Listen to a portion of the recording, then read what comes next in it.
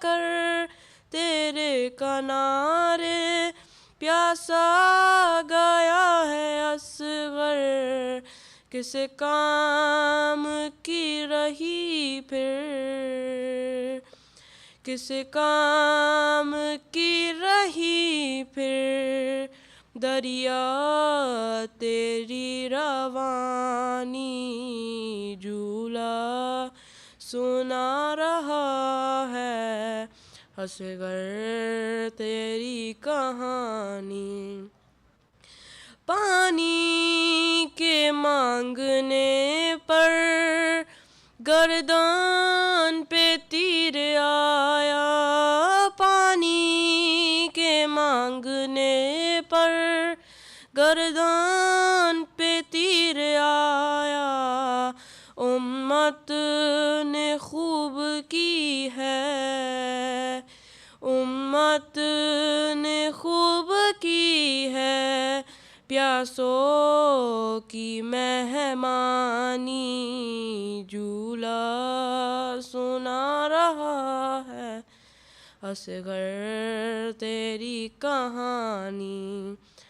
آئے دل حزین میں یہ حوصلہ کہاں سے، آئے دل حزین میں یہ حوصلہ کہاں سے، جلتی ہوئی زمین پر، جلتی ہوئی زمین پر ایک قبر ہے بنانی جھولا سنا رہا ہے اصغر تیری کہانی۔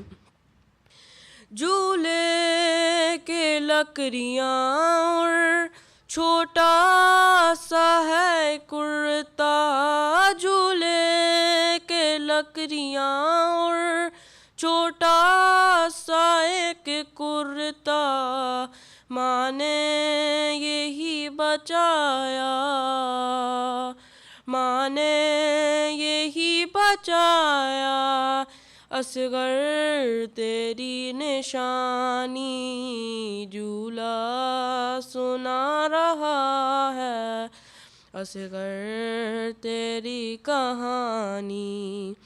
چہرے پہ خون مل کے خیمے میں جائیں کیسے، چہرے پہ خون مل کے خیمے میں جائیں کیسے، یہ بات شاہدی کو، یہ بات شاہدی کو بانوں سے ہے چھپانی جھولا سنا رہا ہے اصغر تیری کہانی۔ جلتی ہوئی زمین پر اصغر کو چھوڑ آئے، جلتی ہوئی زمین پر اصغر کو چھوڑ آئے، سینے نہ کاٹ گے اب، سینے میں کاٹ گے اب، مانے کی زندگانی جھولا سنا رہا ہے اصغر تیری کہانی۔ دنیا رضا نہ بولے وحشر کی شہادت، دنیا رضا نہ بولے وحشر کی شہادت، کرنے نبی لحاظ سے، کرنے نبی لحاظ سے، اصغر کی نوخانی جھولا سنا رہا ہے اصغر یہی کہانی۔ بر محمد والے محمد صلوات۔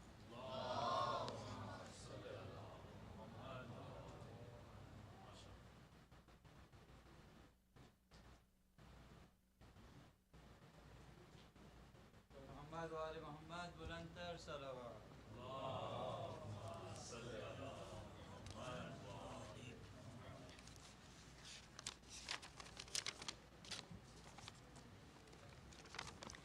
Karbala was a sapling sowed by Hussein, its water the tears of Sajjad, its sunlight and growth the strength of Zainab, all combined so perfectly, the fruit the dua of Al-Zahra, the sky attired a black dress, attempting to put to rest those radiating moons and diamond stars for the final time. And what about the empire of sadness, overflowing with greatness, their worship flawless, sorrows endless, prevailing darkness, heaps of affliction witness, yet all they see is beauty and goodness. Inherently present in the fibers of my skin, in my tendons, my eyes, I reckon I hear silent cries, wailing skies, crimson sunrise, painful goodbyes, truth rises. Real, pure, eternal springs of love gushed from bodies that were trampled and crushed. Karbala was a sapling sowed by Hussein, its water the tears of Sajjad, its sunlight and growth the strength of Zainab, all combined so perfectly, the fruit the dua of Al-Zahra. Among fettered hands, grief and ruins, thirst and hunger, torment at its pinnacle, emerged a miracle, your love and devotion, the divine's ocean, us submerged in it, with words unspoken, hearts broken, returning healed and woven. بر محمد و آل محمد بلندتر صلوات.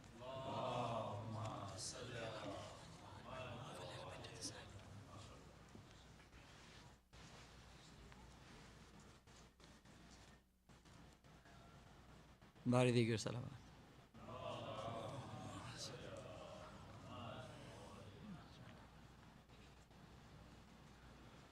مجرے خلق میں ان آنکھوں نے کیا کیا ہاں دیکھا. مجرے خلق میں نے دیکھا عالم شاہ کو آلودہ خون. میں نے دیکھا عالم شاہ کو آلودہ خون. میں نے نیزے پہ سر دلبر زہرا ہاں دیکھا. مجرے خلق میں نے دیکھا علی اصغر کا گلا خون میں تر.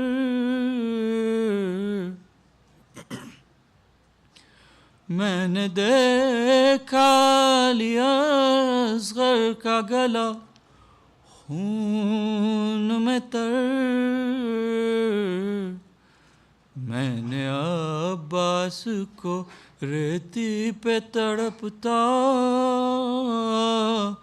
ہاں دیکھا. مجرے خلق میں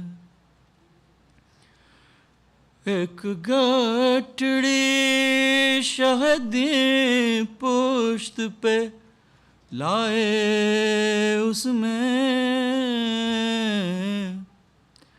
ایک گٹڑی شہدی پشت پہ لائے اس میں.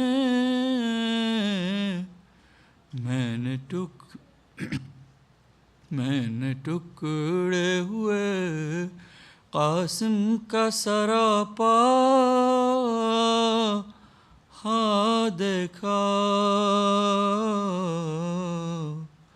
مجرے خلق میں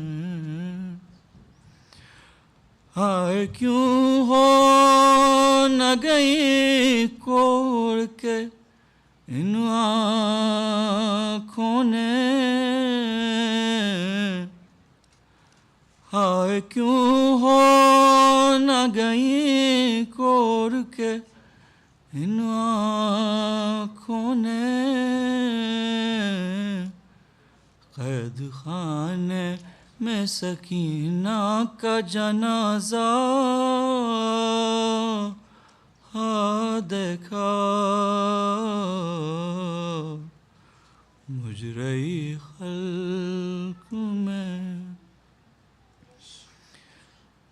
جا کے زینب نے مدینے میں کہا صغرا سے، جا کے زینب نے مدینے میں کہا صغرا سے، کہوں کس منہ سے کہ پردیس میں کیا کیا ہاں دیکھا، مجرئی خلق میں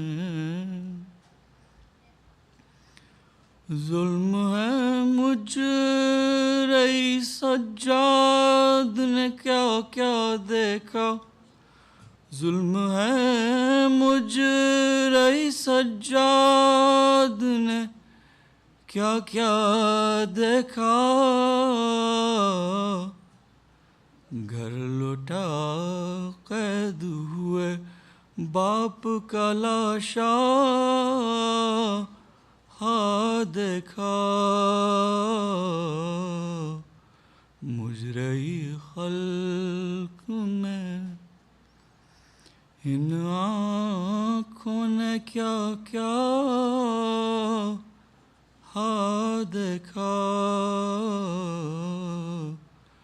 پر کبھی صفت پیمبر ثنا آقا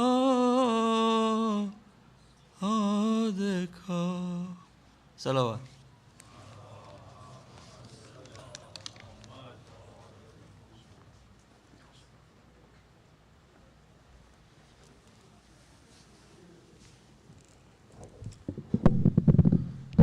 Salawat.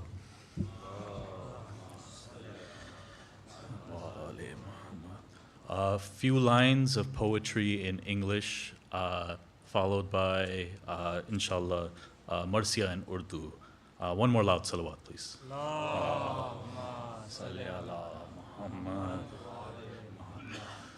For what sin, he cries, for what sin did my child die? O Asghar. He cries, for what sin did my child die? He cries and throws Asghar's blood towards the sky. This is the father who today watched his son massacred as a child in his 2 arms, the tears of thousands of prophets in his eyes, and the blood of Muhammad stained on his palms. Feeling the arrow, he waves his tiny arms, and the voice of his father no longer calms. The eyes of Hussein blinded before his death, watching his young child in arrow harms. Massacred as a child in his 2 arms, the blood of Muhammad stained on his palms, and the voice of his father no longer calms, watching as his young child in arrow harms. He cries, for what sin did my child die? He cries and throws Asghar's blood towards the sky. Every father, and a lot of us here are fathers, every father overjoys with his son's birth, and I wonder if my enemies have sons, what father, evil or good, can bear the weight of knowing that his infant murdered becomes? What father? If me and my brothers were of Hashim's moon, then our sons within our eyes are truly sons. Our sons within our eyes are truly sons. The weight of losing a son matches the weight of happiness that comes when a son comes. And he cries. And all fathers to his grief cry. He cries and throws Asghar's blood towards the sky. Abdullah, you sleep in secrets of my heart. Whoever knows my love for you knows Hussein. I find the gaze that once brought my heart comfort now brings my heart nothing but the chains of pain. I find the gaze that once brought my heart comfort now brings my heart nothing but the chains of pain. With no brother, son, nor friend to complain to, I throw your blood to the sky and I complain, and when I fall besides all that have fallen, I'll watch it return from the skies, blood shall rain. He cries, tears that draw Asghar in his eye, he cries and throws Asghar's blood towards the sky. Lord, I hold this lifeless child in my hands. My stand against tyrants I have fulfilled. When they look back at this day, they shall all ask, for what sin was Hussein's young son's infant blood spilled? For my child's blood I've defeated the sword. Tomorrow by millions he shall be held, and whenever they hold a child they'll cry, Hussein's beloved infant in his arms was killed. He cries to his son a final goodbye. He cries and throws his blood towards the sky. Salawat. Allahumma salli ala Muhammad wa ali Muhammad. Fatiha.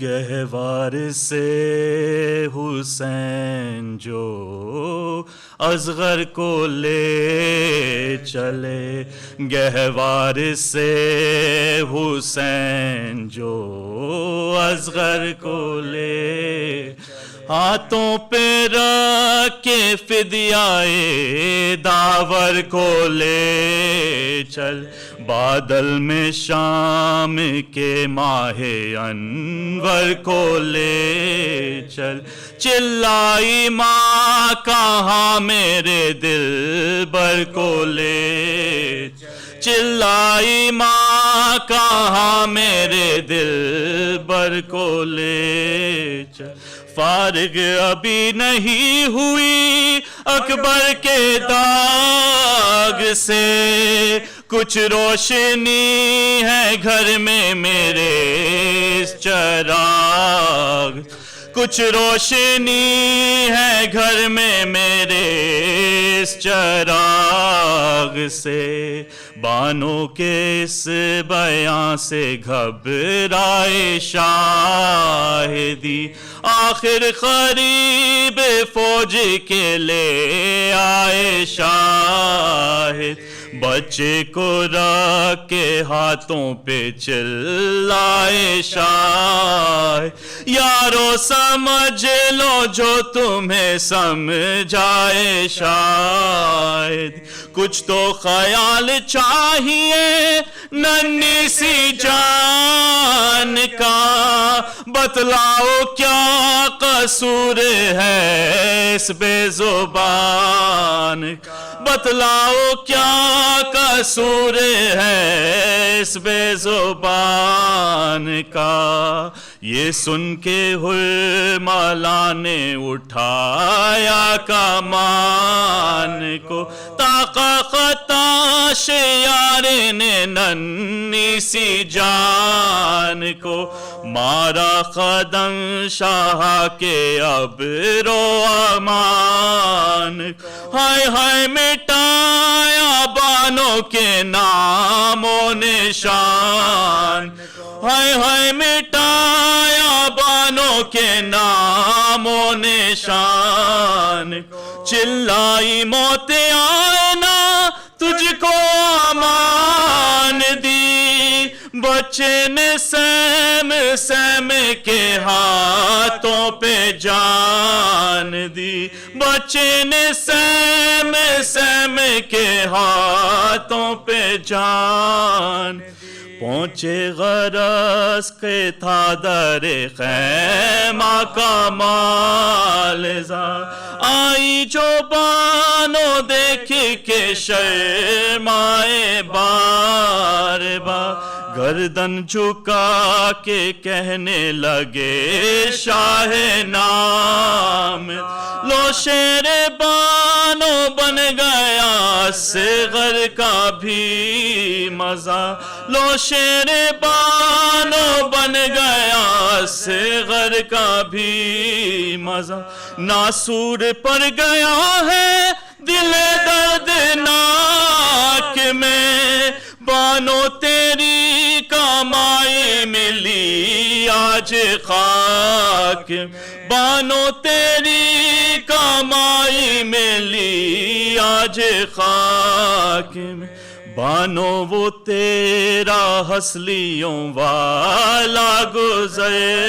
گئے، بانو وہ تیری گود کا پالا گزر گئے، بانو وہ تیرے گھر کا اجالا گزر گیا، بانو وہ تیرا ہسلیوں والا گزر گئے، بانو وہ تیرا ہسلیوں والا گزر گئے، نہ اب وہ چونکتے ہیں نہ ہر دم مچلتے ہیں، فردوس میں وہ حوروں کی گودی میں پلتے ہیں، فردوس میں وہ حوروں کی گودی میں پلتے ہیں، گہوار سے حسین جو اصغر کو لے چلے،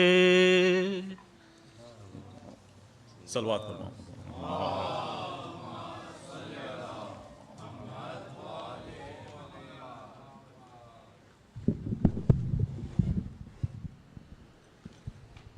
Salawat.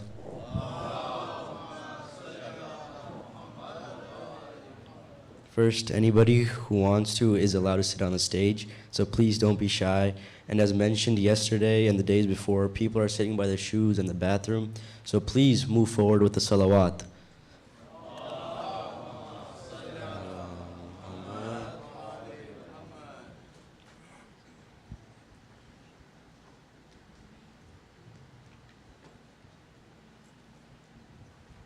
Before we begin, I'd like to share a short Urdu poem.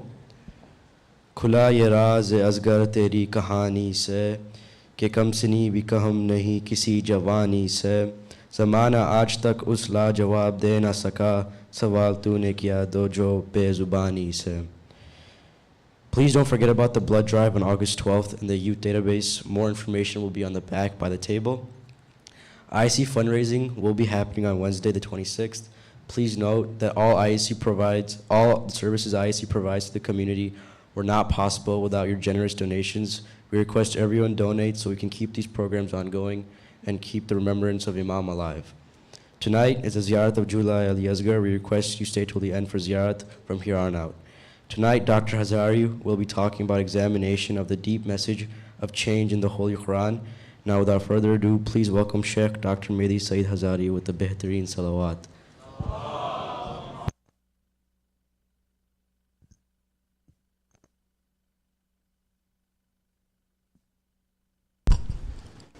Again, can everyone move as close as possible to the stage or on the stage? We're expecting a large crowd, inshallah. Another loud salawat, please. We still have a lot of room up here on the stage, so anyone is welcome.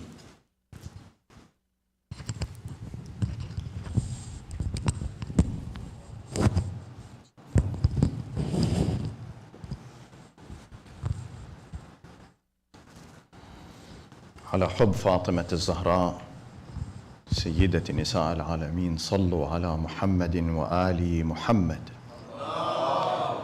اللهم صل على محمد وآل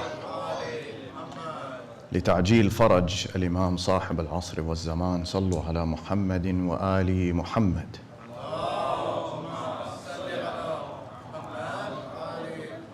الفاتحة. بسم الله الرحمن الرحيم.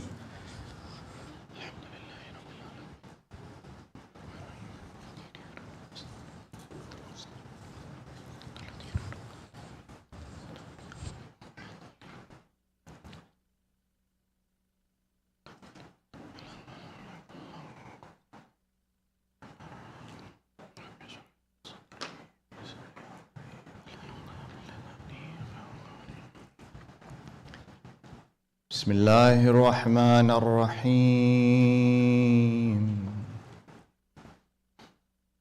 صلى الله عليك يا سيدي ويا مولاي يا رسول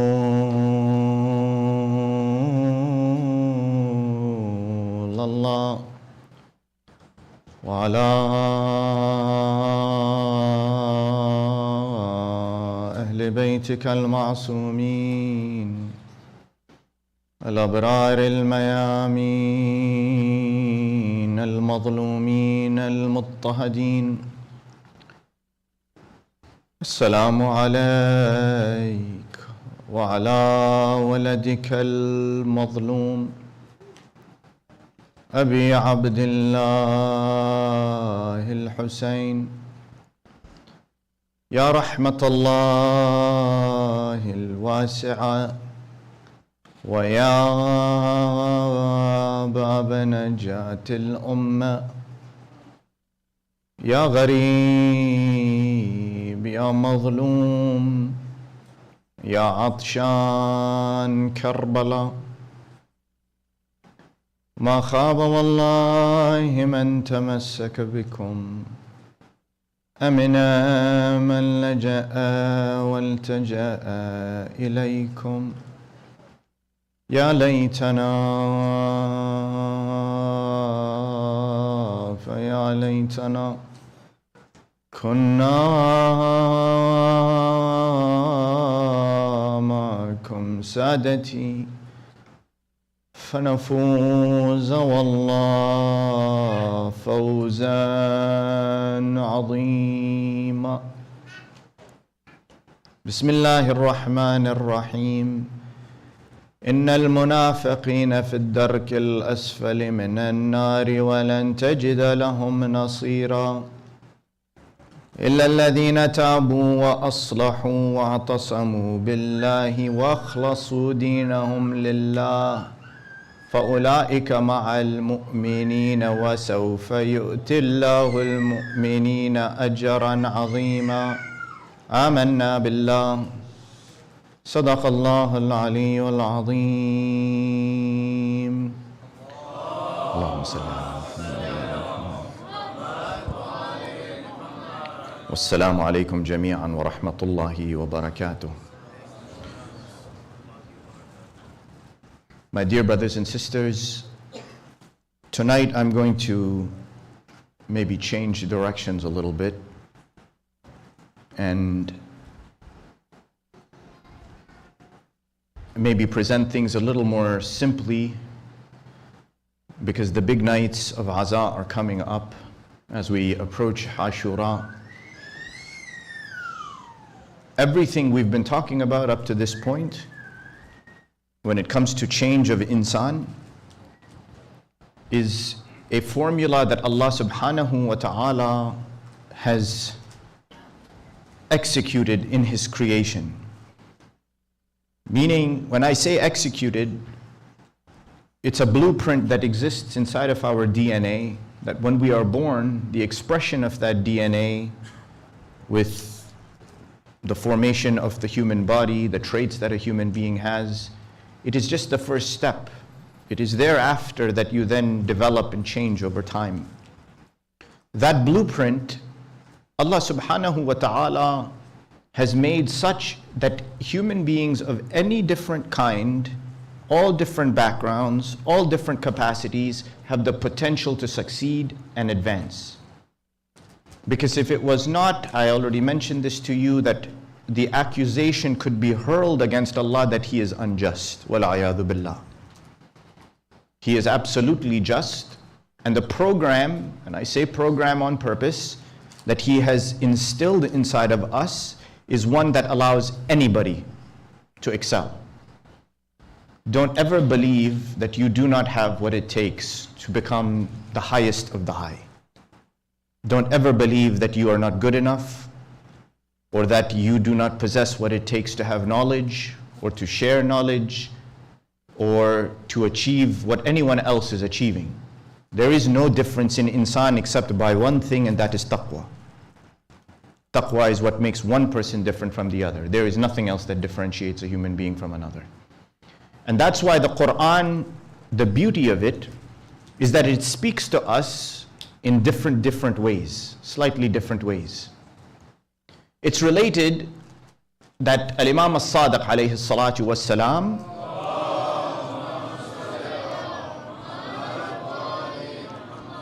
he says the Quran, it comes in 4 aspects. He says it comes in ibara, in ishara, in lata'if, in haqa'iq. 4 things. The phrase al-ibara, ibara, it means phraseology or phrases or how things are put in a very explicit fashion. So when the Quran says, when Imam says that the Quran has been revealed as ibara, as a phrasing, Imam, he specifies that this is for the awam. فَإِنَّ الْعِبَارَةُ لِلْعَوَامِ. Imam says that when Quran speaks very bluntly, in very explicit fashion, it is speaking to the mass public. He says the second thing is ishara. Ishara, it means by indication. Sometimes you don't say something that is clear and to the point and explicit, you allude to something, you give an ishara, you point to it indirectly. Imam As-Sadiq alayhi salatu was-salam, he says, وَالْإِشَارَةُ لِلْخَوَاصِ. Ishara is for certain people. Now, does it mean that anybody can be khawas? Possibly. But that requires some training. It requires some introspection. It requires some development, some study, some effort. Everyone is in the general public. But to become specialized, as Imam is describing, requires some effort. Then the third thing Imam As-Sadiq alayhi salatu was-salam describes in the Holy Quran, he calls it al-lata'if. When you say something is latif, it means it is subtle. You don't overtly sense what it is for, what its significance is. There is a subtle meaning to it, almost like a veiled meaning to it. And so when he says that Quran, some aspects of it are lata'if, he says those are meant for the awliya, the people who have high station. And then the final thing, the fourth thing, he says haqa'iq. Now you come to the stage where nobody is, except for those chosen by Allah. Haqa'iq are the fundamental truths that are buried in the very essence of the Holy Quran. Those haqa'iq are meant, as Imam As-Sadiq alayhi salatu was-salam has been reported to say, by only the anbiya. Those who are chosen by God. And by virtue of the anbiya, the mursaleen obviously, and those who, by virtue of divine appointment, Allah has given them the ability to know and to derive and to understand and to apply and to hold and carry those truths that are inside the Quran. So you see the levels Imam is pointing. That means that this book that has been given to us, that we are gifted with, it is indeed a miracle. It is the most powerful thing that has been given to us. And yet, we are of the people who, unfortunately, who Rasulullah, he says, إِنَّ قَوْمِي أَخَذُوا هَذَا الْقُرْآنِ مَهْجُورًا. My community took this Quran and they put it up on the shelf. It is so sacred that they kiss it and they put it at the highest of the shelf. No, my dear brothers and sisters, your Quran should be worn from the outside because you have touched it and opened it and turned its pages so much. And teach your children from now, from the youngest age, Yes, proper qira'ah. Qira'ah. I'm not talking about tilawa. Tilawa, qira'ah are two different things. Qira'ah means proper pronunciation and recitation. Use proper qira'ah, and along with qira'ah, tell them to study the Quran. One ayah, study its meaning. Where was it sent? What was the occasion? What are the words used in it? What are the significance of those words? And how do those words apply to me now? Begin now. Because the Quran, like Al-Imam As-Sadiq alayhi salatu wasalam, he says every year you go and you pick it up, even if you have read it 100 times before, it will appear new to you. The miracle of the Holy Quran, the power of that Quran that we have to use properly. And yet, in its most simple and explicit sense, it will tell you exactly what you need to do. I mentioned to you that the ibara is for the awam. The phraseology of it is for everybody. It's for the general public. That means it's telling you explicitly what to do. Aqimus salat wa atu zakat. Uphold your prayer, establish your prayer, give zakat, stay away from riba, etc. Do hajj, fast the month of Ramadan. All very, very explicit. Not only that, if you see in Surah Al-An'am, it will even tell you explicitly, clearly what you shouldn't do. The Holy Quran, very, very clear. What does it say? It says, قُلْ تَعَالَوْا أَتْلُوا مَا حَرَّمَ رَبُّكُمْ عَلَيْكُمْ أَلَّا تُشْرِكُوا بِهِ شَيْئًا وَبِالْوَالِدَيْنِ إِحْسَانًا. I'm sure many of you have heard me recite these ayat before. I recite them quite often. It is because they have the poignancy and the power of the Quran in 3 verses. The ayah, it says, let me relate to you what Allah has prohibited. أَلَّا تُشْرِكُوا بِهِ شَيْئًا وَبِالْوَالِدَيْنِ إِحْسَانًا وَلَا تَقْتُلُوا أَوْلَادَكُم مِّنْ إِمْلَاقٍ نَحْنُ نَرْزُقُكُمْ وَإِيَّاهُمْ. That you should not do shirk, be good to your parents. I hope the young people are listening. That after shirk of Allah, Allah says, do not mistreat your parents. Ya Allah, how the station of the parent is. Don't kill your children. In those days, they used to bury the children because they were afraid. Allah says, don't be afraid that you will not be able to feed your children. You won't be able to take care of them. We will provide for you. We will give it to you. نَحْنُ نَرْزُقُكُمْ وَإِيَّاهُمْ وَلَا تَقْرَبُوا الْفَوَاحِشَ مَا ظَهَرَ مِنْهَا وَمَا بَطَنَ. Don't go near fawahish. Fawahish are ugly acts, sinful acts. And he clarifies and he says, whether they are in front of people's eyes, don't do it. And if you are alone by yourself, don't do it. وَلَا تَقْتُلُوا النَّفْسَ الَّتِي حَرَّمَ اللَّهُ إِلَّا بِالْحَقِّ ذَلِكُمْ وَصَّاكُمْ بِهِ لَعَلَّكُمْ تَعْقِلُونَ. He says, don't kill an innocent life unless justice has demanded it. Unless haqq has been established and this it is warranted. He's being very clear. This is what He has ordained upon you. Allah is saying this. Now let me ask this question of you. Was there any gray area in what I said to you? Don't do shirk. Be good to your parents. Don't kill your children. Don't do ugly, lewd, sinful acts privately or in the front. Do not kill an innocent life. Any gray area here? Anything that cannot be understood clearly? Very clear. The ayah after that. وَلَا تَقْرَبُوا مَالَ الْيَتِيمِ إِلَّا بِالَّتِي هِيَ أَحْسَنُ حَتَّى يَبْلُغَ أَشُدَّهُ. Don't go near the wealth of the orphan. Don't go near the wealth of the orphan until once the orphan has gained age, maturity. إِلَّا بِالَّتِي هِيَ أَحْسَنُ. Unless you are using the wealth of the orphan to help him or her. Look at the beauty of the Holy Quran. وَوْفُوا الْكَيْلَ وَالْمِيزَانَ بِالْقِسْطِ. Make sure that when you interact in the public transactions, in the marketplace business, make sure that the weighing balance is fair. You don't cheat people. Don't cheat people in your transactions. Quran is so clear, so explicit. لَا نُكَلِّفُ نَفْسًا إِلَّا وُسْعَهَا. Then Allah, in the middle of these commandments, He says, we will not test you outside your capacity. These rules are fair, He's telling us. This will not be a burden on you in any way, shape, or form. Then he says, وَإِذَا قُلْتُمْ فَعْجِلُوا وَلَوْ كَانَ ذَا قُرْبَى. The ayah, it says, if you're going to speak, if you're going to testify to something, make sure you do adl. You're just. Even if it means that you have to speak the truth about your relative. Clear and explicit.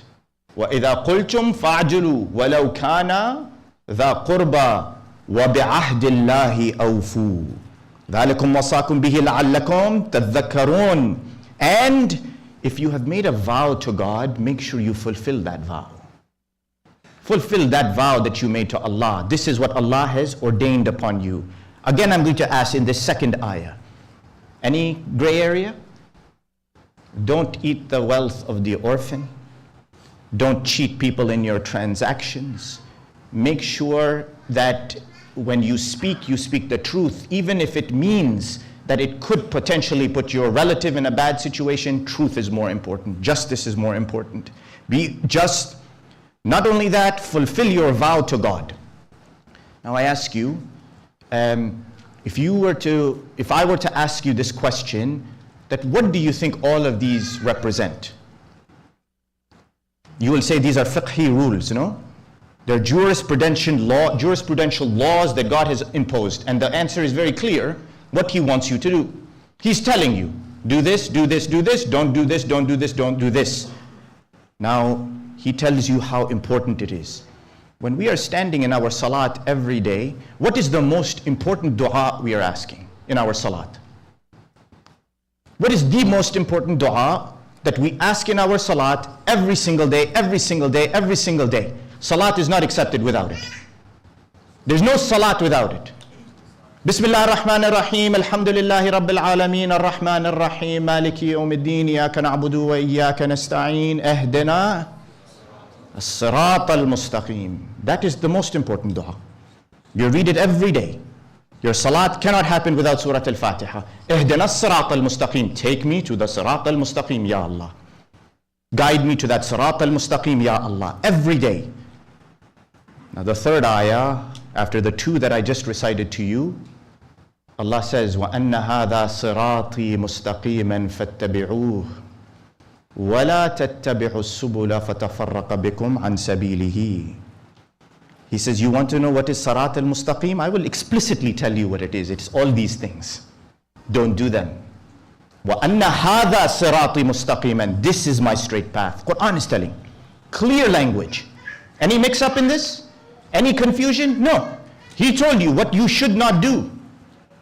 And by virtue of the fact of what you should not do, the opposite of what you should be doing. And then he says, you ask me where is Sirat al-Mustaqim, guide me to Sirat al-Mustaqim, take me to Sirat al-Mustaqim. This is Sirat al-Mustaqim right there in front of you. Explicitly, openly told to you. There it is. So when you sit and say, Ihdina as-Sirat al-Mustaqim, and then you are going and you're stealing from the orphans, you're harming others, you're breaking your vow to God, tell me what Sirat al-Mustaqim is Allah going to put you on? Quran is pointing it and explicitly speaking to you. There's no even hidden meaning to it. It is right in front of your face, He has told you. Right there and then. And even then, Quran speaks to you in different ways. And Quran's topic is too big. Too big for me to sit here in 1 hour or in 10 years, anyone even to expound upon it. It's too deep. It is a bottomless well of knowledge, of wisdom. And that's why Rasulullah sallallahu alayhi wa alihi wa sallam, Allahumma salli. He says, ظاهره أنيق وباطنه عميق. He says, its outside is vast. You cannot see the ends of its surface. And its bottom, its inside is deep. So deep you cannot see the bottom of it. That is the Holy Quran. And that's why the Quran points constantly to that which is explicit, and then it says there are certain things you will not be able to see, but we will maybe explain it to you. Let me give you an example. I told you the story of Yusuf alayhi salatu wassalam, that he was thrown into the well, age of 9, 10, 11, 12, something like this, a young boy. And at that moment, Any father, any mother, if this happens to their child, they will think, what a calamity. And indeed, it is a calamity. But in the end, decades later, some 40 years later, as is reported, he is standing there in the palace. And what is happening in front of him? They are bowing in front of him. Are they not? The sun, the moon, and the stars. So what does the ayah say? It says, قَالَ يَا أَبَتِي هَذَا تَأْوِيلُ رُؤْيَايَ مِنْ قَبْلِ قَدْ جَعَلَهَا رَبِّي حَقًّا. Yusuf alayhi salam, as soon as they bow in front of him, they prostrate. Now remember, they are prostrating to God. They are not prostrating to Yusuf alayhi salam. We understand this very clear. Their prostration is to Allah. Prostration is only to Allah. So they prostrate. Immediately Yusuf alayhi salam, he says, my father, this is an interpretation of my dream that I saw all those decades ago. And it uses the word ta'wil. Ta'wil, when it is used in the Quran, the Mufassirin explain that it comes from the word awl, which means origin. It's origin. So when you say the ta'wil of something, it is explaining the basis of something. In this case, Yusuf alayhi salam, he says, I finally know the hidden meaning of that vision that I had seen all those years ago. I saw the sun, the moon, the stars bowing to me, prostrating to me, and now I know the meaning of that. Now what else does he say here? قَدْ جَعَلَهَا رَبِّي حَقًّا. Allah has made it the truth. So Quran is pointing to what? That there are certain things blind, that you are blind to, that in the hidden are guiding you through your life. Are there not?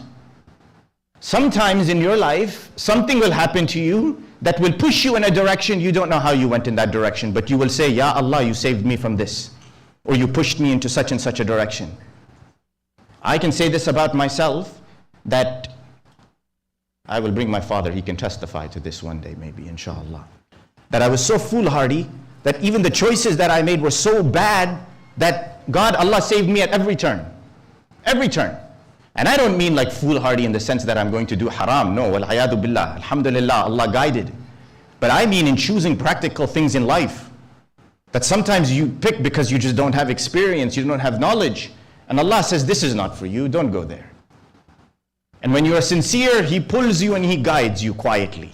And He reminds you, the ayah of the Quran reminds you, that know what you can and what you cannot do. What's in your control and what's not in your control. They say one day somebody asked Al-Imam Al-Baqir alayhi salatu wassalam, Allahumma salli ala Muhammad. They said, Yabna Rasulillah, I'm paraphrasing, what is in our control, what's not in our control? Imam Baqir, he says, stand on one leg and remain standing. The man lifts one leg up, balances on one leg. Imam says, now while keeping the first leg up, raise the other leg and remain standing. He says, I can't. I will fall. He says, that's how much control you have, that's how much you don't have. Simple. So one day somebody stood up. Amir al-Mu'mineen is on the mimbar. Imam Ali alayhi salatu wassalam. Allahumma salli ala Muhammad.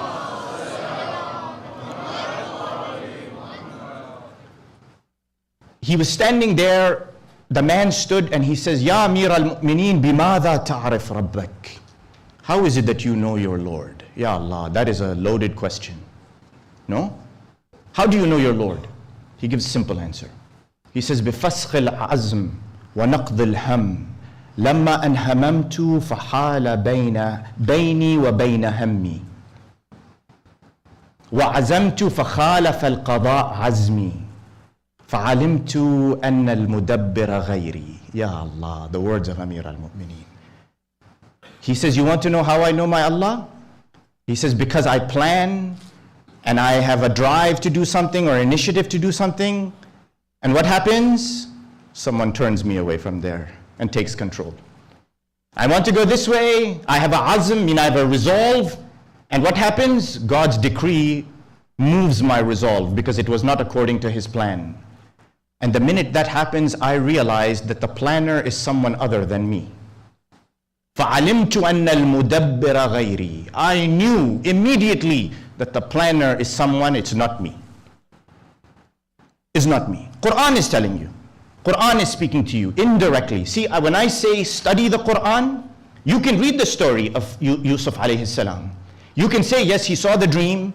The sun, the moon, the stars bowed in front of, they prostrated, I keep saying bow, prostrated in front of him.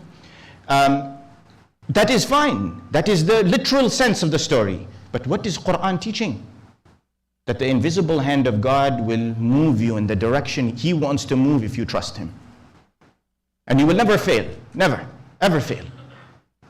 The Quran, in the same way, when it uses the word ta'wil, it talks about knowledge, it talks about the guidance of Allah subhanahu wa ta'ala.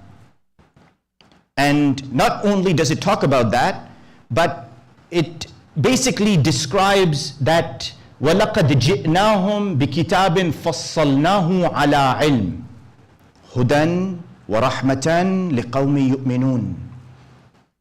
Another Quranic ayah. It says, we have given them, we have brought to them a book that has been explained with knowledge. فَصَّلْنَاهُ بِعِلْمٍ. We have explained it with knowledge. Guidance and mercy for a nation of believers. But now it doesn't stop. The very next ayah of the Quran, it says, هَلْ يَنْتَظِرُونَ إِلَّا تَأْوِيلَهُ. Are they waiting for its interpretation? Meaning they've taken it and they've put it aside. He says it's full of knowledge, full of guidance, full of mercy. And Allah is saying, are they waiting for its explanation to happen? It's there. Go seek its explanation. Why have you put it aside? Quran is saying, هَلْ يَنْتَظِرُونَ تَأْوِيلَهُ إِلَّا تَأْوِيلَهُ يَوْمَ يَأْتِي تَأْوِيلُهُ يَقُولُ الَّذِينَ نَسُوهُ مِنْ قَبْلِ. When the day comes, when the explanation is brought, the ta'wil is brought of this Quran, the ones who forgot, who decided to forget.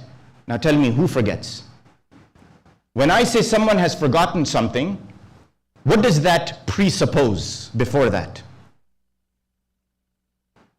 Easy, that you knew, isn't it? You cannot forget something you didn't know. If you don't know something, how do you forget it? God said they forgot. That means they knew. That means you have knowledge of it. You know it is there, and you have chosen, willfully or otherwise, to forget. And that's why the Quran says, يَقُولُ الَّذِينَ نَسُوهُم مِّن قَبْلِ قَدْ جَاءَتْ رُسُلُ رَبِّنَا بِالْحَقِّ فَهَلْ لَنَا مِن شُفَعَاءَ فَيَشْفَعُ لَنَا. These people who are in failure on the day of judgment, who were waiting for the interpretation, when the interpretation was given to them by somebody, it had already been given to them, they say, the prophets came with the truth. Now on the day of judgment, is there somebody to do our intercession and save us? Or the ayah says, can we go back and change our actions? Why? The interpretation was given to you already. Why did you not act on it? And you see that the lives of the Ahl al-Bayt point to it constantly. They say a man named Safwan, one day he catches Imam as-Sadiq alayhi salatu was-salam as he's walking. Salawat. Allahumma salli ala Muhammad. Imam Sadiq is walking, he's wearing some nice clothes. Safwan comes and he says, O grandson of the Prophet, it is not appropriate for you to be wearing such nice clothes. When Rasulullah sallallahu alayhi wa alihi wasallam wore very simple, poor clothing, the people of his time wore poor clothing. Imam Sadiq stops. He says, Safwan, do you want to learn? Do you want to learn? If so, I will tell you the truth by which you will be guided. But he says, if you are here only to make a mockery, then it is best you walk away. Go away. Safwan stands. Imam as-Sadiq alayhi salatu was-salam, he says, indeed, in the time of the Prophet, life was difficult. People didn't have money. People were poor. The Muslim nation was new. It did not have resources. It did not have assets. The GDP was low, etc. All these things. All these things were constantly plaguing the Muslim nation, like war and blight and all the challenges. So people were poor. People lived poorly. People had simple clothes. He says, however, now Allah has blessed us with ni'mah. Allah has given us gifts, wealth, possession, and so it is our right to use that possession, to make use of what God has given. And he says, I am the first person to, when God gives me this gift, this ni'mah, to take out what God has demanded of me of obligation, khums, zakat, etc. Having said this, Safwan puts his head down, he goes away. Not long after, he comes with a crowd of some men. He's brought a reinforcement. He doesn't know who he's talking to. This is a long, long riwayah. I will only give you one little portion of it.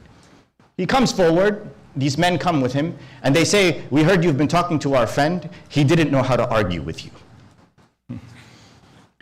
Imam Sadiq, he says, okay, tell me, what is your argument?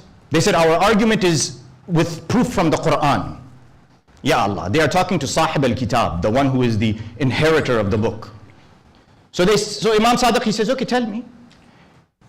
They say, wasn't it true that when the Muslims left Mecca and they did hijrah to come to Medina, that the ayah of the Holy Quran came down, and it described particularly the Ansar, وَيُؤْثِرُونَ عَلَىٰ أَنفُسِهِمْ وَلَوْ كَانَ بِهِمْ خَصَاصَةٌ, that these people, they sacrificed themselves and they gave away whatever they had, even though they had a right to their own possession. I have a shirt, I have a right to wear my shirt, but out of my generosity and my self-sacrifice, I take off my shirt and I give it. I give it. وَمَنْ يُوقَ شُحَّ نَفْسِهِ فَأُولَٰئِكَ هُمُ الْمُفْلِحُونَ. Whoever curbs or controls their selfishness, their lack of generosity, they are going to be in success. So he quotes this first. Imam says, okay, what else? He says, وَيُطْعِمُونَ الطَّعَامَ عَلَى حُبِّهِ مِسْكِينًا وَيَتِيمًا وَأَسِيرًا. You've not heard the ayah of the Quran that says that they came and they fed? This is the grandson of Fatima, the grandson of Ali, and this person is trying to educate him on the ayah that was revealed in the sha'n of his grandmother and grandfather. So he says, they went and they gave, even though they were hungry. Now, Imam as-Sadiq alayhi salatu was salam, he says, Allahumma salli ala Muhammad wa ala Muhammad. And this is a lesson now. My dear brothers and sisters, let's say you are in need of a shirt. Okay? You already are wearing a shirt, but you are in need of more of a shirt or a better shirt or more covering, and I have a shirt on my back. Am I required by Allah's law to give you my shirt? Is it obligatory on me to take off my shirt and give it to you? It's not. I'm not obliged to do so. And if I don't do so, I've not committed some sin. I will not be questioned by Allah subhanahu wa ta'ala. That's why Imam as-Sadiq, he looks at Safwan and the group who have gathered. He says to them, there is a difference between obligation, the ayahs that I read to you from Surah Al-An'am, and what Allah considers to be better behavior. He says, when the Ansar gave away their possessions to the Muhajirin who had come, who had nothing, they were not obliged to do so. There was no law that said Allah is forcing you to give it away. They gave it out of their generosity. There was no obligation to do so. In the same sense that when Ahl al-Bayt were about to open their fasts on the 3 days, when Hassan and Hussein alayhim as-salam became sick, and the knock came on the door, and the miskin and the yatim and the asir is on the door, they did not have to give the food away. There is nothing that says it was an obligation on them such that if they didn't do it, it was a sin. They did it because their characters were higher than the average person. Quran makes a distinction between what is obligatory and required, and if is lapsed causes sin, and that which is just considered to be good behavior, generous behavior. Quran describes this. So Imam Sadiq alayhi salam explains this to them. And he says, in a time now when we have, we can give. But if you don't have, you are not obliged to give. As long as you have fulfilled the code of Allah subhanahu wa ta'ala. As long as you have done what He has required. See how the Quran differentiates that which is obligatory and that which is just considered to be high behavior. Now why? Why do this? Because the ordinary person has to follow the basic behavior, no? Why did Ahl al-Bayt alayhim as-salatu was-salam give the food to the miskin, the yatim and the asir? Because for them, doing a makruh is not acceptable. For them, it is not acceptable that someone comes to their door and they send them away empty-handed. Not allowed in Ahl al-Bayt.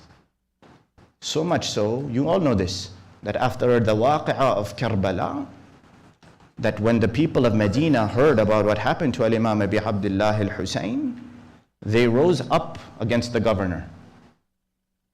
And not only did they rise up, the men, the women, they came out angry, wanting answers to why this has happened. So the governor, what did he do? He called his women, his daughters, the women folk of his family, and he sent them. He said, don't stay in this house. The mob will take you as it takes me as well. He said, go find shelter. They went to the house of the descendant of one of the prominent companions. They knocked on the door opens, the master of the house sees who's standing there. The door is shut. We cannot take risk of bringing you into this house because it will cause harm to us. They go to another prominent companion's home. Same thing, open the door, they say, oh, it's too much risk on us and on our own children, on our wives, on our women, on our family, our resources, that we should give you shelter because we will be prone to them attacking us.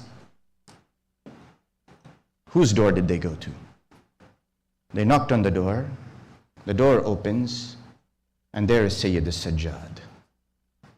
He says, come, I will give you shelter. I will give you shelter. Come. Did he have to?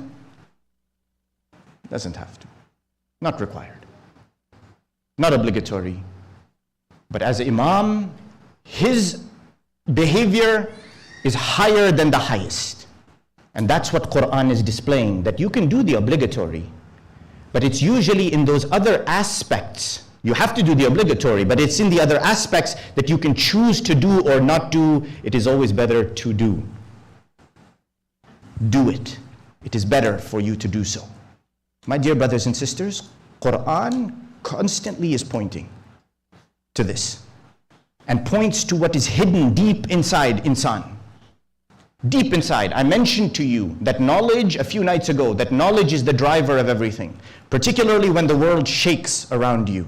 And I mentioned to you the story of Khidr and Musa alayhim as-salam, that when Khidr punctured the boat and killed the young man and built up the wall and took no compensation for it, that Musa couldn't tolerate it and kept questioning him until finally, what did Khidr alayhi salam say?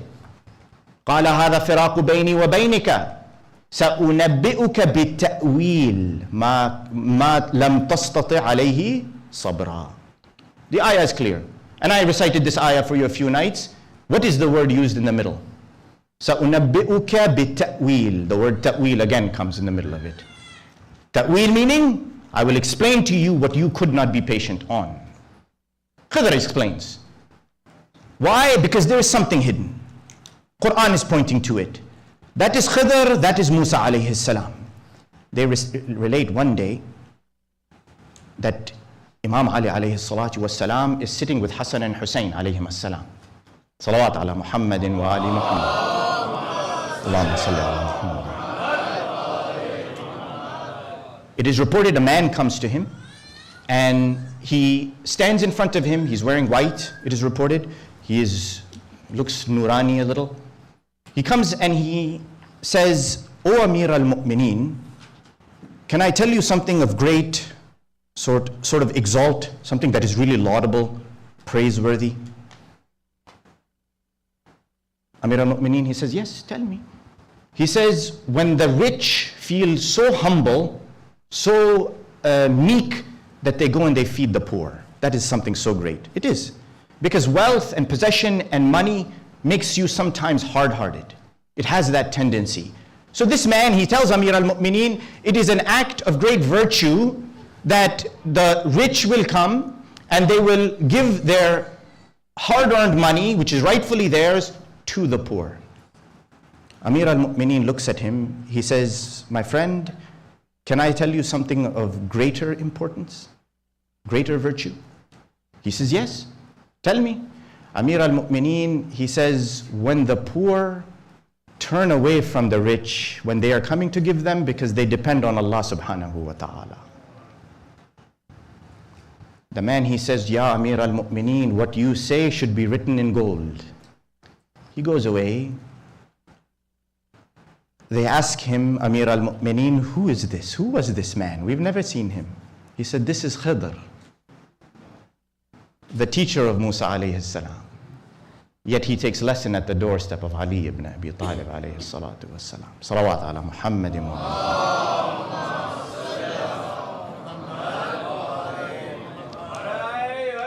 Ya Ali. The Quran is pointing to you where to go. Quran is telling you. But if you don't study it, you will read the surface story, benefit, for sure you will benefit. But you will miss out on the deep, profoundly moving knowledge that will shape your sensibility and shape your life. And believe me, it has great effect. Not even just from the fact that you learn the knowledge, you acquire the information that it is teaching you, applying it, just in general. Just in general, it has a power to it. They did a study. You think I would go one majlis without a study? Of course not. By now you know. They did a study of several thousand people and asked about the sacred things in their life and what those sacred things meant to them, what significance they had. Okay? Things like sacred objects that they have, sacred moments, like there's a specific time of the day like to sit and reflect. These were not Muslims, anybody. And they found that those people who had sacred objects in their life that they could focus on, things that were sanctified in their eyes, that were precious and holy in their eyes in one way or another, that these people, they found greater value in the hours of their day. The time of their day made sense to them. Not only did it make sense to them, but they felt that they could adequately adjust to life as it was going by. And they felt that their level of depression, anxiety, and perceived stress were decreased. Just from having sacred things in their life, something that they consider to be holy or powerful. Not Muslims, anybody, not even religious symbols, just sacred things that people consider to be valuable. Now, I don't know if you heard what I just said.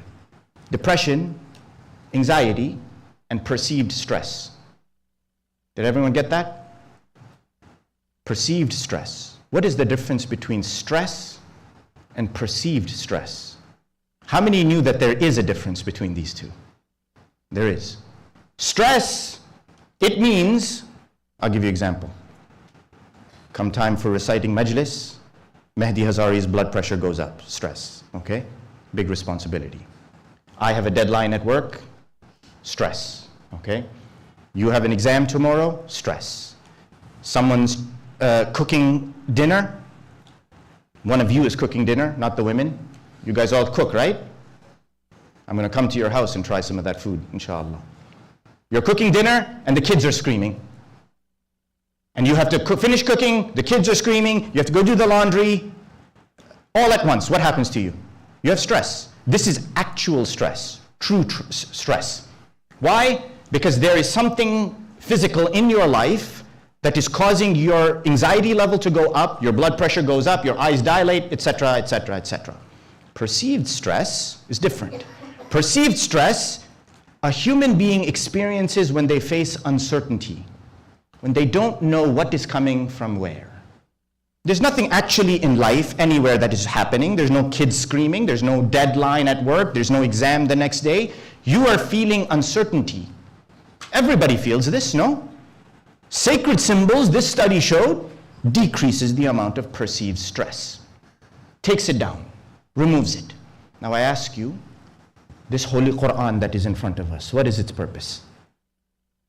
It is to remove uncertainty, no? It is to give you discernment with your eyes that you can see. And that's why Allah subhanahu wa ta'ala, He says, come to it. Come to this thing, this Quran that has been sent as a maw'idha to you. وَشِفَاءٌ لِمَا فِي الصُّدُورِ. The ayah, it says, we've sent it as a cure for that which is in your chest. Where, when you feel anxiety and stress, where do you feel it? In your leg? No, you feel it in your chest. Quran says here, I am a shifa. The Quran is a shifa. It is a cure for what is in your chest. If only we turned to it. And it says, come and remember me. Dhikr, my brothers and sisters, constantly will remove stress. That sacred symbol, I knew of a woman who had converted to Islam. She was a Buddhist and she had become a Muslim. She was Thai. She became a Muslim. She could not read Arabic. She didn't know how to read the Holy Quran. She would read the translation. But you know what she would do? She described she would sleep at night, she will put the Quran on her chest. She will put the Quran on her chest and sleep, and she says, believe it or not, I felt peace from that. Now, let's be reasonable. Let's be reasonable. Is there something magical happening that's going from the Quran by osmosis into her chest? No, there's not. We would like to think so, but more than likely, probably not. Or are the ayat magically being penetrated into her heart such that she wakes up in the morning with them memorized? She's quoting ayahs? No, because she doesn't know Arabic. She cannot read it. Then why?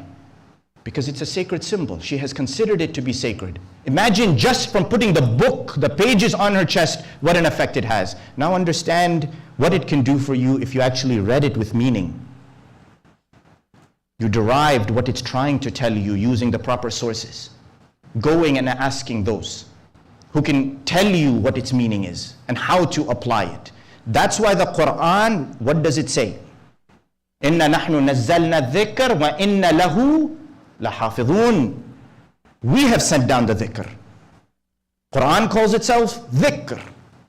Remembrance, reminder of Allah subhanahu wa ta'ala. And Allah says, I will protect it. I will not allow it not to change. And then what does Quran do? Quran points you to where you should go. And I told you, I will keep it simple and I will finish, insha'Allah. Quran points to you where you should be going. It says, الَّذِينَ آمَنُوا. Quran is dhikr. Is it not? It is remembrance. The ayah of the Holy Quran, what does it say? It says, الَّذِينَ آمَنُوا قَدْ أَنزَلَ اللَّهُ إِلَيْكُمْ ذِكْرًا رَسُولًا. O you who believe, Allah subhanahu wa ta'ala has sent down for you a Rasul who is dhikr himself. Rasulullah.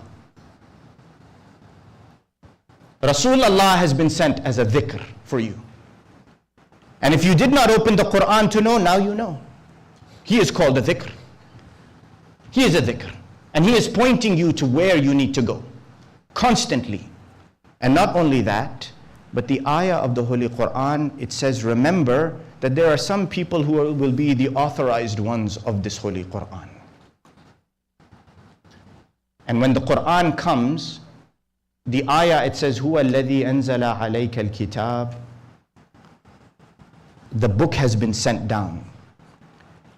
It has ayat of the Holy Quran that are muhkam. هُوَ الَّذِي أَنزَلَ عَلَيْكَ الْكِتَابِ مِنْهُ آيَاتٌ مُحْكَمَاتٌ وَأُخَرُ مُتَشَابِهَاتٌ. Some are muhkam, clear, explicit. They give a command. Some are mutashabih. Some are hidden in their meaning. And he says there are some people who want to derive the hidden meaning for their own purposes. For fitna, to cause trouble. And he says, وَمَا يَعْلَمُ تَأْوِيلَهُ إِلَّا اللَّهُ وَالرَّاسِخُونَ فِي الْعِلْمِ. This word ta'wil again comes. Ta'wil meaning deriving the actual root meaning of what is the verse. Now who are they? Allah وَالرَّاسِخُونَ فِي الْعِلْمِ. God and those who are immersed in knowledge. Now let me stop here. What is the difference when you say someone has knowledge versus someone immersed in knowledge? What's the difference? What's the difference between someone coming and taking a glass, filling it with water to the brim, versus taking that glass and throwing it into the ocean? That is the difference between someone who has knowledge and someone who is rasikhuna fil ilm, immersed in knowledge. And that's why Rasulullah, what does he say? Ana madinatul ilm wa aliyun babuha. You need only look at the Quran, it will tell you where to go. Go only where the Quran is telling you to go. Seek from it. And it will point to you exactly the spot. Those who have been endowed with that knowledge. That Quran, my dear brothers and sisters, I told you explicitly, what did it tell you? Don't do shirk, be good to your parents, don't kill your children, don't kill the innocent life, don't do fawahish, keep your oaths, don't rob the money of the orphan, don't cheat people in your transactions. And what does he say? وَأَنَّ هَذَا صِرَاطِي مُسْتَقِيمًا فَاتَّبِعُوهُ. That is Sirat al-Mustaqim, follow it. Doing all of these things, that is the explicit. So if that is the explicit, then Ya Allah, when we say Ihdina Sirat al-Mustaqim, what is the hidden meaning behind it? Because Quran always has a hidden meaning, something we don't know. When Rasulullah sallallahu alayhi wa alihi wa sallam was asked, Allahumma salli ala Muhammad wa ala Muhammad. He says, when you are walking on that Sirat, meaning going from the holding place towards where is Jannah in front of you, or wal'ayadu billah nar jahannam, he says if you want to go across it briskly, as if the wind is pushing you across, he says then you hold on to the rope of my wali, my brother, the Khalifa to me, after me, لِأَنَّهُ هُوَ الصِّرَاطُ الْمُسْتَقِيمُ. He is the Sirat al-Mustaqim. That is Ali ibn Abi Talib alayhi salatu wassalam. You have the explicit, salawat ala Muhammadin wa ala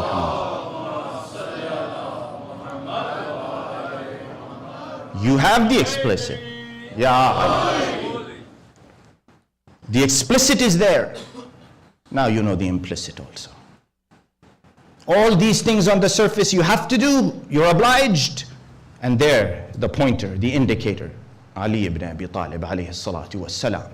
My dear brothers and sisters, so many indications.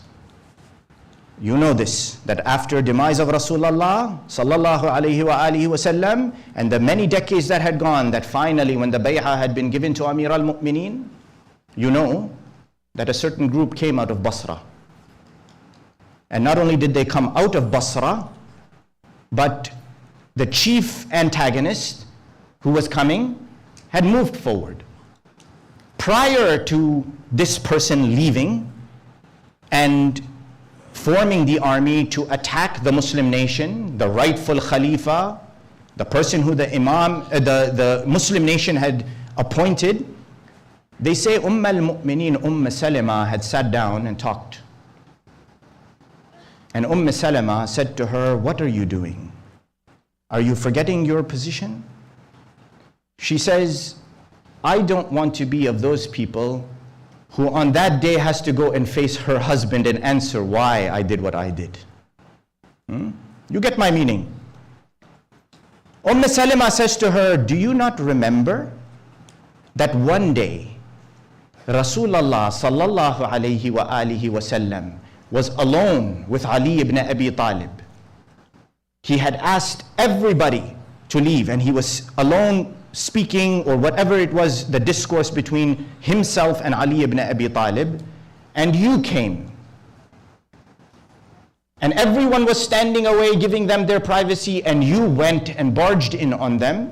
Salama is telling her, you went and barged in on them, and you went straight to Ali ibn Abi Talib, and you said, Oh Abul Hasan, I get 1 day with Rasulullah, that is today.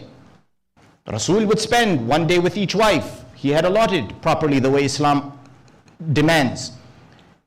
She says, I have 1 day with Rasulullah sallallahu alayhi wa alihi wasallam. This is today, and you choose to take him away from me today? The Rawi, he describes that Rasulullah goes red in the face. Red in the face. And he says to her, beware those who go against Ali ibn Abi Talib. Because when they do, they go outside of Iman. Imagine, Quran points you, and then you need only see the seerah of Rasulullah that supports. All of these things that point to us. And that's why when Imam Hussein alayhi salatu wassalam stands in front of that qawm, He is not standing in front of people who have denigrated the Quran, has he? These are people who burned the Quran, like we see today, unfortunately? No. They're not. They're the same people who read the Quran, do tilawah of the Quran, have beautiful voices of the Quran, have knowledge of the surface of the Quran, etc., etc., etc., all of these things. Yet he stands there, he raises this book, and he says, Bayni wa baynakum kitab Allah wa jaddi Rasulillah. Between me and you is this book of God and Rasulullah sallallahu alayhi wa alihi wa sallam. Allahumma salli ala Muhammad. It doesn't matter. Because the very essence of that book has been forgotten. Who is the master of the book has been forgotten. And that's why, unfortunately, today we see a lot of the issues we see in the Muslim Ummah, because the Ummah has abandoned the Quran, has chosen to take something other than what is the Quran, or have taken the Quran and misappropriated it, put it not where it's supposed to be. And that's why you see the sacrifice of Al-Husayn. Imam Hussein is to preserve that Quran, to save that Quran. And that's why, what was his statement? In kana deenu Muhammadin lam yastaqim illa biqatli faya suyuf khudini. If the religion of my grandfather does not stay alive except by my being killed, swords, come and take me. When he left Medina, the Rawi, he describes that he goes some distance, and not only does he go some distance, but Fatima al-Alila, Fatima, who is the sick daughter who could not travel, she comes chasing after him. She says, Ya Abba, you are going. You've already told me I cannot accompany you because I am too sick. I will not ask you anymore. But just, my father, allow me to see my brother Abdullah Radi' Ali al-Asghar one more time. My dear brothers and sisters, I wonder in my heart whether she knew this was the last time she will see him. Imam Hussein, he calls Rabab, he takes Ali al-Asghar, he places him in the hands, the arms of Fatima. She caresses him, she loves her brother. You know, when the older sister loves and protects the younger brother with that motherly feeling. Finally, Imam Hussein, he says it is time to go.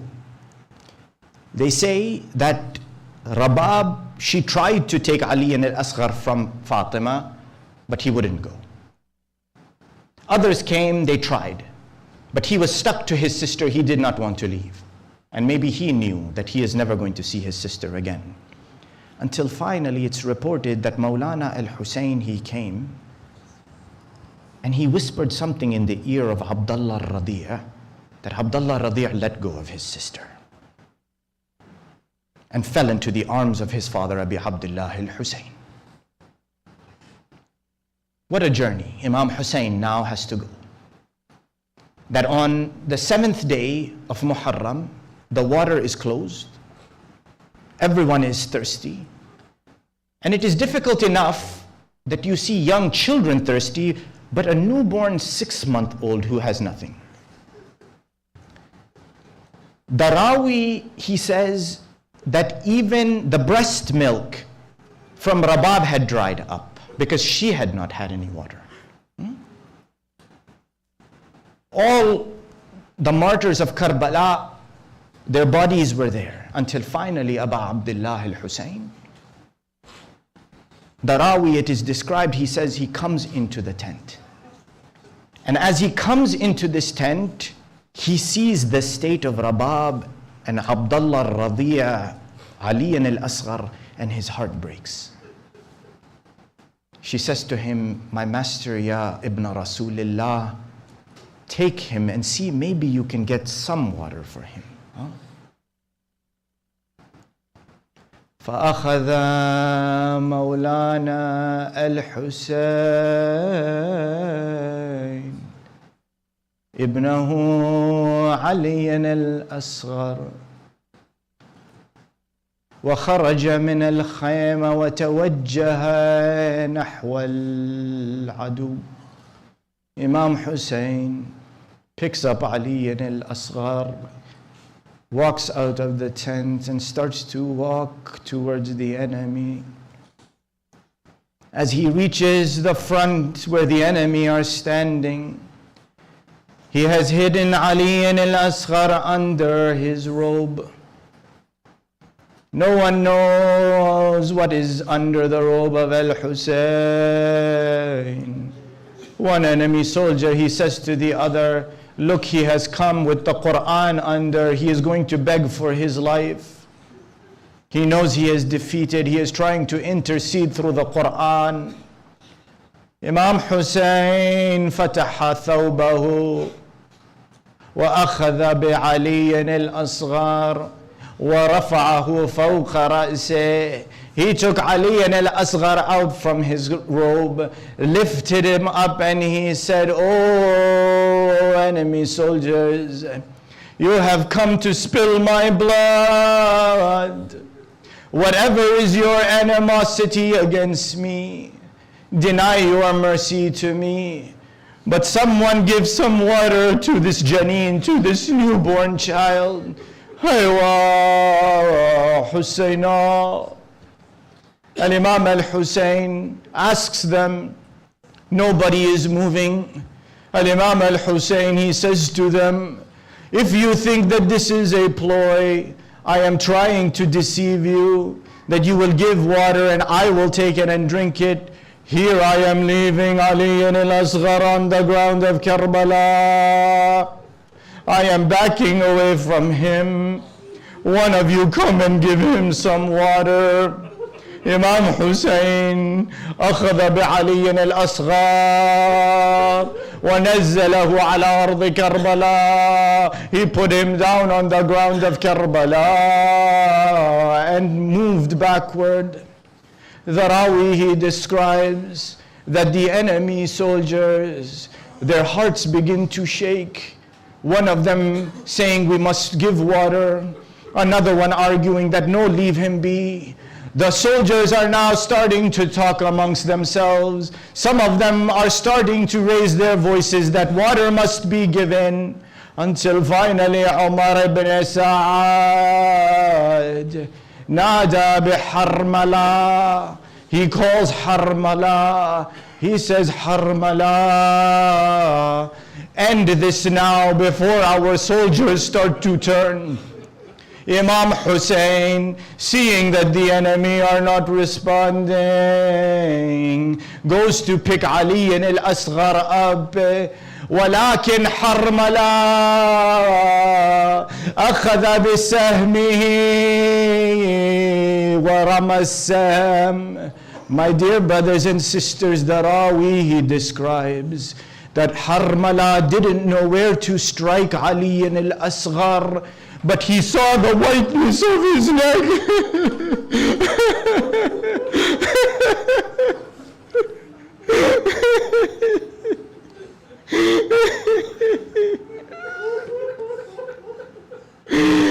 فرماه حرملا، رماه بسهم محدد فأصابه في نحره وهو في حجر أبيه فسالت الدماء في يد الحسين. Harmala shot the arrow. The arrow, it flew through the sky and struck Ali al-Asghar in his neck. The blood began to seep in the hand of al-Hussein. The Rawi, he said, قبض الجنين على جسد أبيه وبدأ يرفرف كالطير المذبوح. Ali al-Asghar, when the arrow went through his neck, grabbed the body of his father. Maybe he was saying, my father, I will see you in the next world with our grandfather Rasulullah. وَبَدَأَ يُرَفْرِفْ كَالطَّيْرِ الْمَذْبُوعِ. He started shaking just like the bird whose wing has been broken.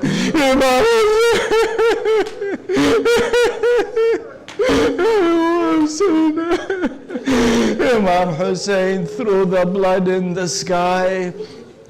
The Rawi, he says, in some of the riwayat, أخذ الحسين بسيفه وحفر القبر على مكانه ودفن الجنين. He took the sword right there where he was standing, dug the hole and buried Abdullah al-Radi. But other of the riwayat of the traditions, they say, أخذ به الحسين نحو الخيام. Imam Hussein took Abdullah al-Radi Ali and al-Asghar and started walking towards the tents. The Rawi, he says that he will take 2 steps forward and then he will stop immediately, and then he will take 2 steps and again he will stop. How is he going to open the tent of Rabah?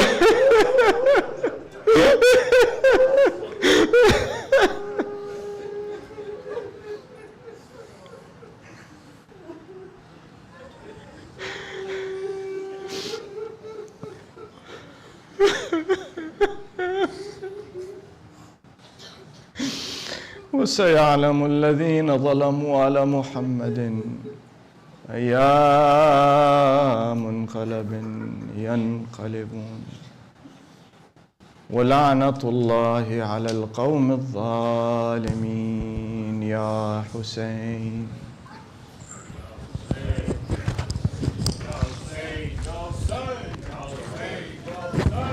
جھولا تو نظر آئے گا، اصغر نہ ملے گا.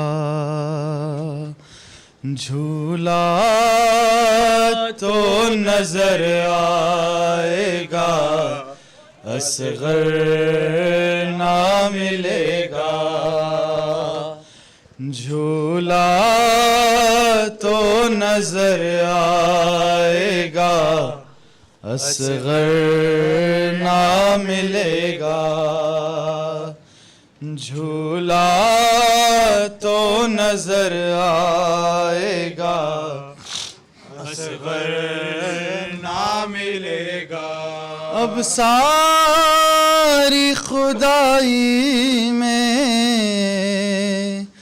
اب ساری خدائی میں اصغر نہ ملے گا، اصغر نہ ملے گا. جھولا تو نظر آئے گا، اصغر نہ ملے گا. اب جھولا جھلانے کو ترس جائیں گی باہیں، خیمے میں کبھی دست میں ڈھونڈے گی نگاہیں. تھک جائیں گی یہ آنکھیں، تھک جائیں گی یہ آنکھیں. اصغر نہ ملے گا، اصغر نہ ملے گا. جھولا تو نظر آئے گا، اصغر نہ ملے گا. کیا وقت مصیبت ہے ذرا دیکھ اے دکھیا، کل جھولے میں بے شیر تھا اور پانی نہیں تھا. مل جائے گا جب پانی، مل جائے گا جب پانی. اصغر نہ ملے گا، اصغر نہ ملے گا. جھولا نظر آئے گا اصغر نہ ملے گا جھولا تو نظر آئے گا اصغر نہ ملے گا کیا وقت مصیبت ہے ذرا دیکھ اے دکھیا کل جھولے میں بے شیر تھا اور پانی نہیں تھا مل جائے گا جب پانی مل جائے گا جب پانی اصغر نہ ملے گا اصغر نہ ملے گا جھولا تو نظر آئے گا اصغر نہ ملے گا بن پانی کے دنیا سے سدھارا میرا اصغر جب پانی بن پانی کے دنیا سے سدھارا میرا اصغر جب آئے گا پانی تو میری پیاری سی دختر ڈھونڈے گی اسے بن میں ڈھونڈے گی اسے بن میں اصغر نہ ملے گا اصغر نہ ملے گا جھولا تو نظر آئے گا اصغر نہ ملے گا ہاتھوں میں اٹھاؤ گی جب پانی کا کوزہ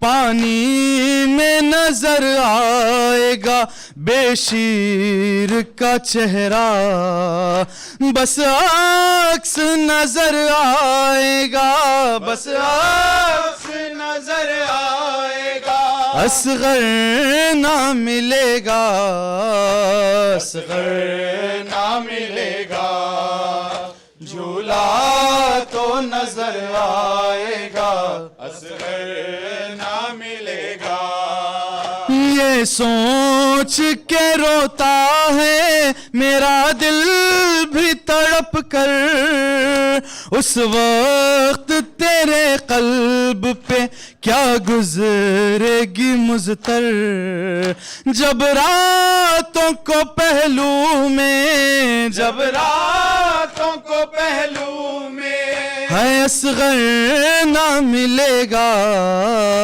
اصغر نہ ملے گا جھولا تو نظر آئے گا اصغر نہ ملے گا ڈھائیں گے لئی ہم پر ابھی اور قیامات ڈھونڈیں گے شقی دشت میں بے شیر کی تربت شہداء کے سروں میں جب شہداء کے سروں میں جب اصغر نہ ملے گا اصغر نہ ملے گا جھولا تو نظر آئے گا اصغر نہ ملے گا جھولا تو نظر آئے گا اصغر نہ ملے گا یا حسین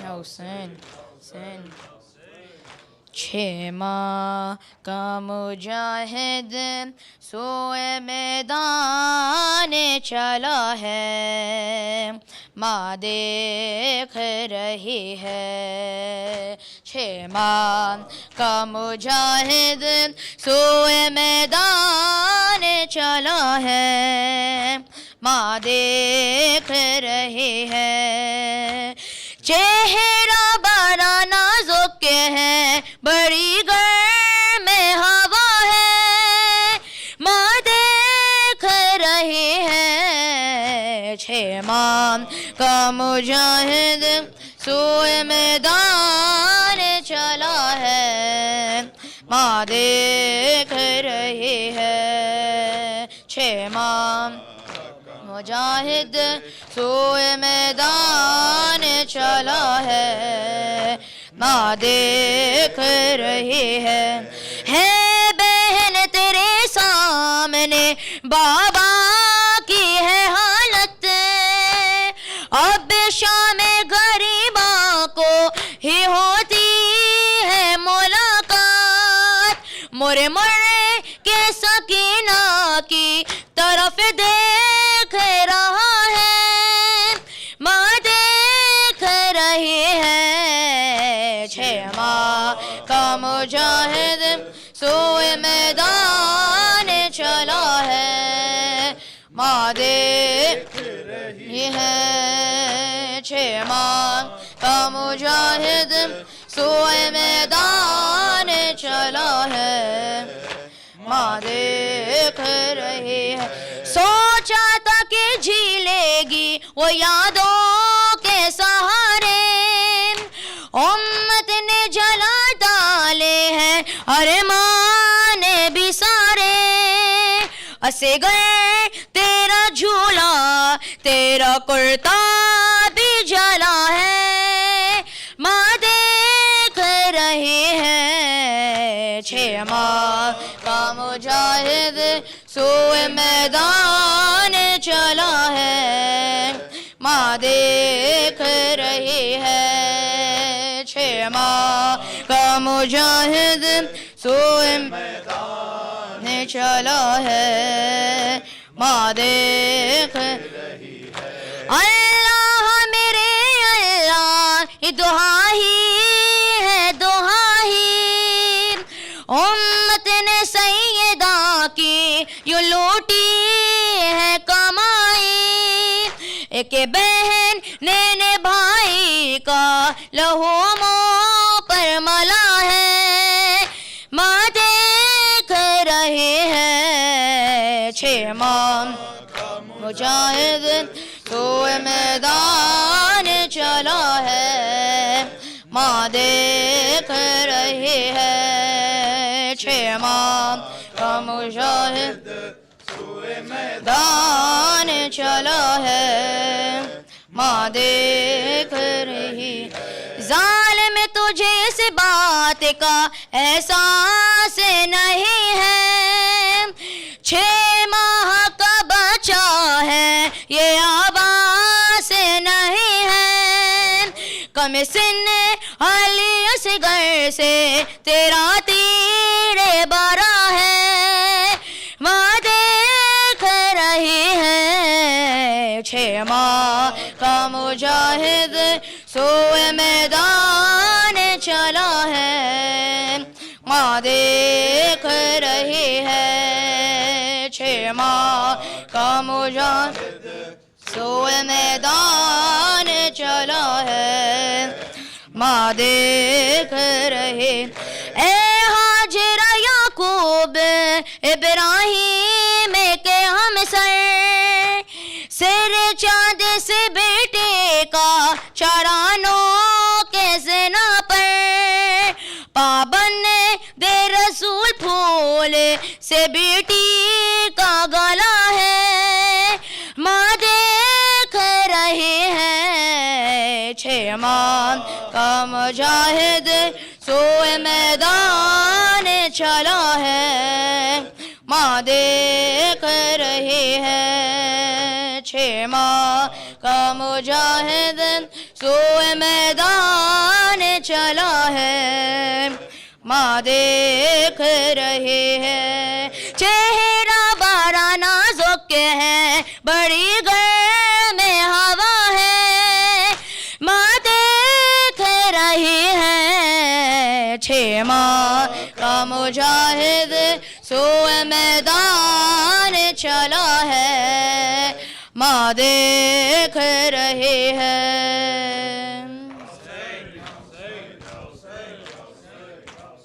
ابن حسن کا لاشا پامال ہو گیا ہے ابن حسن کا لاشا پامال ہو گیا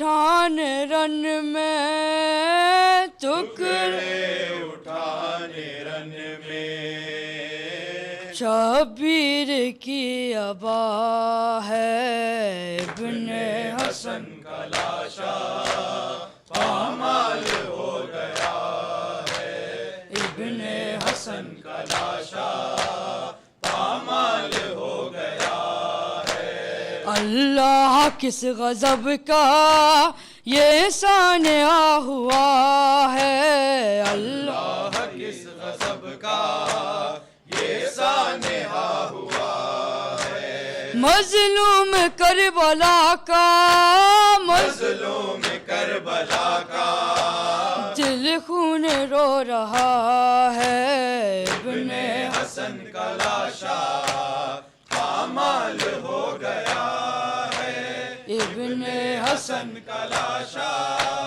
پامال ہو گیا ہے صحرا میں ہر طرف سے آواز آ رہی ہے صحرا میں ہر طرف سے آواز آ رہی ہے کبرا سہاگ تیرا کبرا سہاگ تیرا مٹی میں مل گیا ہے ابن حسن کا لاشا پامال ہو گیا ہے ابن حسن کا لاشا پامال ہو گیا ہے مارا گیا بھتیجا بیوہ ہوئی بھتیجی مارا گیا بھتیجا بیوہ ہوئی بھتیجی عباس کا کلیجا عباس کا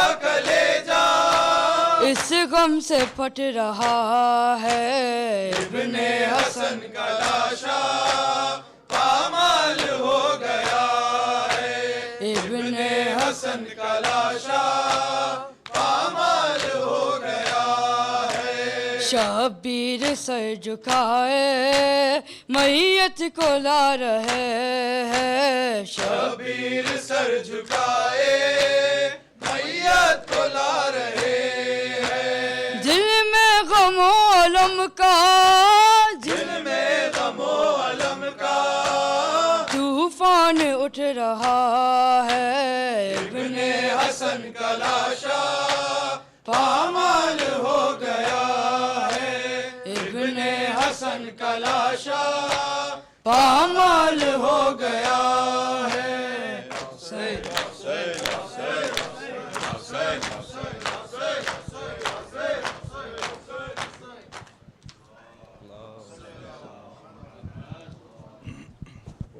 بسم اللہ الرحمن الرحیم اللهم صل على محمد عبدك ورسولك وحبيبك وصفيك ونبيك وخيرتك من خلقك وحافظ سرك ومبلغ رسالاتك وعلى علي أمير المؤمنين ووصي رسول رب العالمين وعلى الصديقة الطاهرة فاطمة الزهراء سيدة نساء العالمين وعلى سبطي الرحمة وإمامي الهدى الحسن بن علي المجتبى والحسين سيد الشهداء غريب كربلاء السلام عليك يا أبا عبد الله وعلى الأرواح التي حلت بفنائك عليك مني سلام الله أبدا ما بقيت وبقي الليل والنهار ولا جعله الله آخر العهد مني لزيارتك السلام على الحسين وعلى علي بن الحسين وعلى أولاد الحسين وعلى أصحاب الحسين جميعا ورحمة الله وبركاته